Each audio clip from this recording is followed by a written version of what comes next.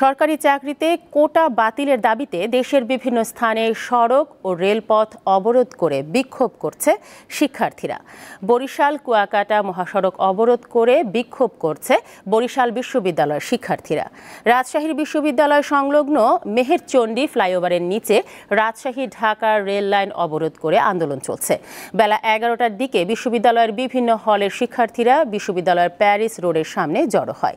পরে Rajshahi Dhaka rail line অবরোধ করে আন্দোলন শুরু করেন তারা। একই দাবিতে সকালে নোয়াখালী প্রেস ক্লাবের সামনে বিক্ষোভ মিছিল বের হয়।